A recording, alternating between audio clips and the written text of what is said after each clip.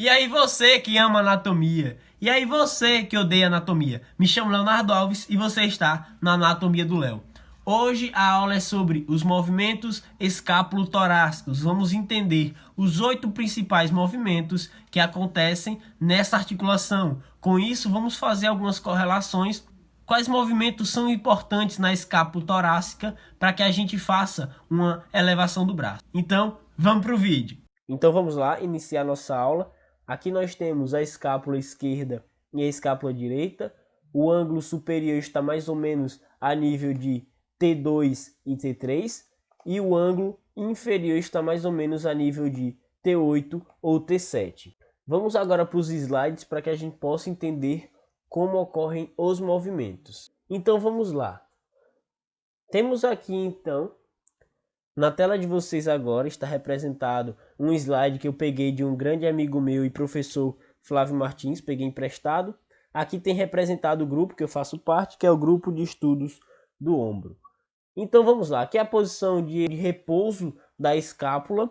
Então se a gente for pensar então nos dois primeiros movimentos, nós temos a rotação superior.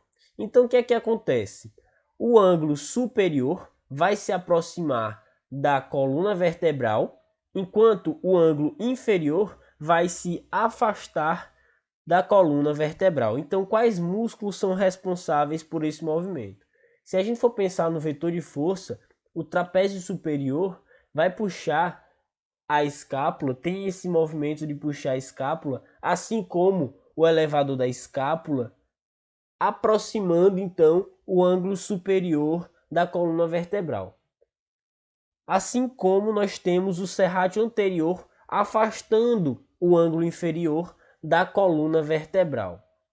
Então tem uma regra aqui, que é a regra superior, superior, superior, que é o seguinte: a rotação superior, o ângulo que vai se aproximar da coluna vertebral é o ângulo superior e o trapézio que vai estar envolvido é o trapézio superior. Uma coisa que nós podemos notar aqui então é que a cavidade glenoide, que é essa bola aqui na extremidade, ela está voltada para cima. Então esse movimento faz com que a cavidade glenoide volte para cima. Com isso, vai ter uma abertura no espaço subacromial.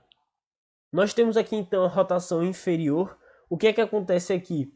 O ângulo superior vai se afastar de T2 e T3 e o ângulo inferior vai se aproximar de T7 e T8. Quem vai realizar isso é o músculo trapézio inferior.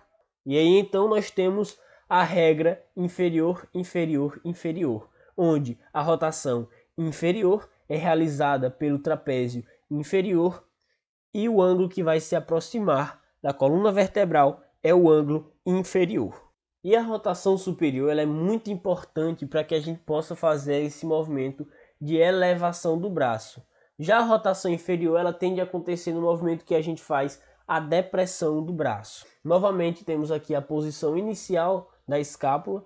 Então nós temos, devido ao vetor de força do trapézio médio dos romboides, aproximando toda a borda medial das vértebras, o trapézio médio e os romboides vão realizar esse movimento de adução. E a adução ocorre quando realizamos uma abdução horizontal da gleno humeral, ou seja, a abdução horizontal nos leva a uma adução escapular.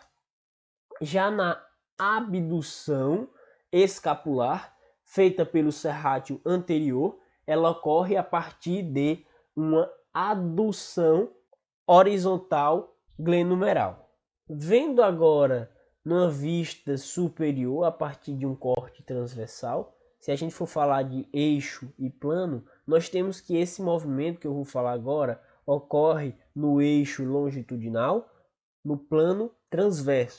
Olhando agora aqui, nós temos o seguinte: nessa vista superior que eu falei, nós temos aqui a escápula numa rotação externa, aproximando a borda medial da escápula ao gradil costal.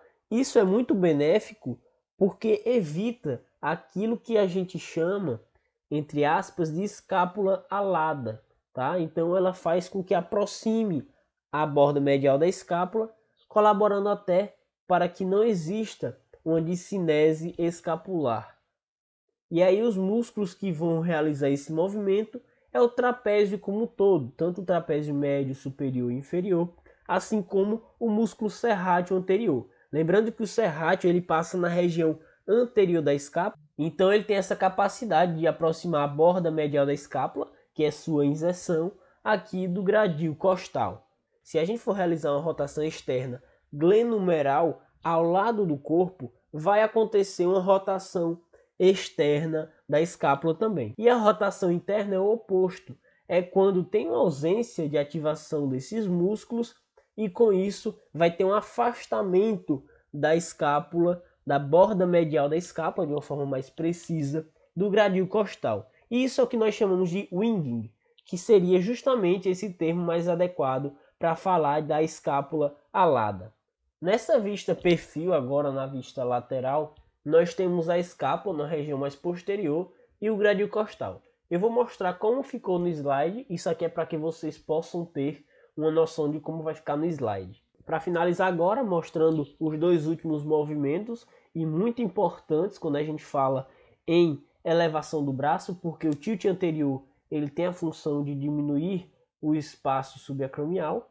Então o que é que acontece aqui? A gente viu que tem lá o gradil costal e a escápula. Então o que é que acontece no tilt anterior? A tradução do tilt é inclinação. Então a escápula vai se inclinar para anterior. E quem vai fazer isso são os músculos que têm relação com o processo coracoide. São eles o peitoral menor, principalmente, o bíceps, a cabeça curta, e o músculo côraco braquial.